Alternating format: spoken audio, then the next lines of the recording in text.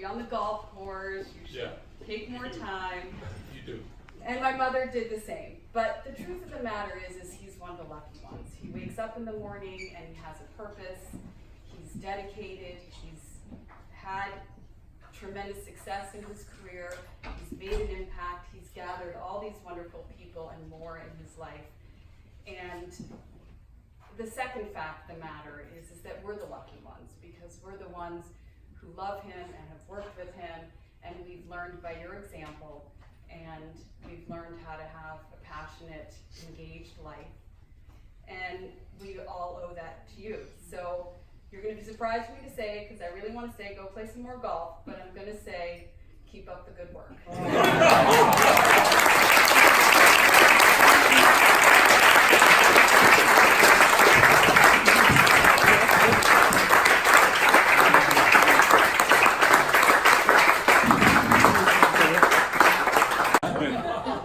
Session too long. That was great. In 1947, in April 1947, I arrived here in this country, in New York, as an immigrant.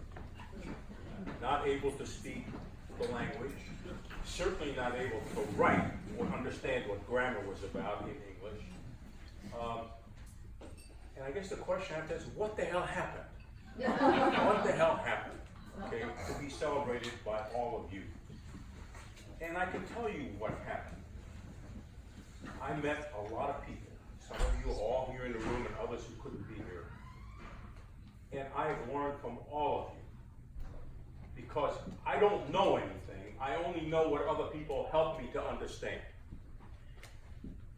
And my daughter had to leave, but obviously the family I've had has been a core supporter of what has supported me, and I hope I've supported them, but supported me in the work that I do. My late wife, Cynthia, I miss her every day, but she was, we had a healthy tension around the work I do and the family, but we stayed together and brought up two great kids, now two grandkids and so forth. So that's been a very important part of my life. But in the work setting, all of you have contributed. The folks at Corning, I learned as much from all of you and our collective work, Gene and Sam, as you learned from me. That's my model. I don't know enough to really be good. I've got to be better. I've got to learn from others, and you were part of that journey. The managers in all of these organizations, and certainly at Corning, were all part of my learning. The greatest thing that's happened to me is that managers have come to me with problems I didn't know how to solve. And Medfield Plank, which we talked about earlier. How do you create a PUI organization? Tom McAvoy, who's in the introduction to my book, the preface to my book, help me figure out how to make sense out of the zoo that I've got so we can develop some new products. The academic knowledge. Jay Lorsch, who had to leave, and Paul Lawrence wrote this influential book that informed me and helped me make sense out of what we were finding. Chris Argents, who has been an inspiration in terms of the notion of getting more undiscussable discussed, okay? And so many others, leaders in the field who preceded me, and I don't have time to mention all of them. But so my colleagues in academia have been a source of great inspiration to me, and I've learned from them. And all I've tried to do is take some of those ideas and try to figure out how to employ them. All of you here have been part of it. My clients have been part of my learning, both because of the questions they've asked and the opportunities. Jerry and others from BD here, where's, and there you are. Steve Cishak, they represent Becton Dickinson. So the companies that have helped me have been Corning and Becton Dickinson, which became my second home at least a few days a month early on. And the opportunity that you gave me, the Corning management gave me, has been what's been inspiring. And working with all of you and straightening me out when I overstepped my provocative questions. And not throwing me out, because a couple of times I almost did get thrown out, as you well know. And so all of this has been part of what I've become. And I want to be sure that to express the fact that it's not me. And of course, not last and not least, Russ. The work that we have done is in that book. That book is not mine, it's our book. I wanted you to write it with me, but you were too busy doing new things. Good for you. But that book and all the ideas, all the things we've heard here are a product of our joint effort. I've learned so much from Russ and the things he brought to help enrich the work that we have done together over the last 35 years, you said? Yeah, 35 years. 35 years. It's been valuable. And you've been a friend, a colleague, just wonderful. Now you're gonna make me cry.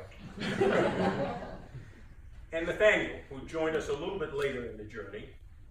Nathaniel, you have been just a wonderful partner to work with, to join up with Russ and I, and bring your richness of experience to the work that we've done. And I'm still learning. I learned some things from you last night that I mentioned later about how to think about this. You've been terrific, and thank you very much. And my Swedish friends, I recruited you into this effort, and it looks like we're not only colleagues, we're friends, we love each other, and it's been part of it. Bill Passmore, another academic who I have learned from as much as I've tried to contribute. His work on sociotech has been monumental. And of course, the SFE process is nothing but the application of sociotech to a different setting, to organizations. So thank you for all of that. Nitin, I think Nitin had to leave. What a wonderful experience we had in writing Breaking the Code of Change. And Steve Victor, where's Steve? The name Breaking the Code of Change, that was the name of the book, and Cracking the Code of Change for him came from you. Because the first thing you said, one of the first things you said to Russ and me when you came up to Harvard was, I'm trying to figure out how to break the code. Thank you for that title and that thinking. First thing I said is don't shout at me. I'm still shouting. And I apologize to all of you, but I'm humbled. I'm truly humbled. Jim, thank you for all the cases you wrote that made that book possible. And on and on. I'm probably missing some people, and I'm not going to get everybody because we need to go. So Lou Macarelli, who was the supervisor at Medfield, who said to me, I've been out on the floor and I presented what the design of the floor should be and I got no questions. And that began a whole number of questions. Why didn't you get questions? And he went and changed that plan in many, many different ways with the ideas that we started with, but he just created. So, and Dick, who you've been a friend and a colleague in not only Corning, but in the settings of 2 Point and earlier the Center for Organization Fitness and so on. So I'm missing some people, Chris, and so and I just can't mention everybody. Thank you so much for being in my life, and thank you for this wonderful experience of listening to you and talking about our joint work together. It's been all joint. All I've done is amplify some of your thoughts and try to collect them and synthesize them in some way. So thank you so much, and thank you for the celebration. I really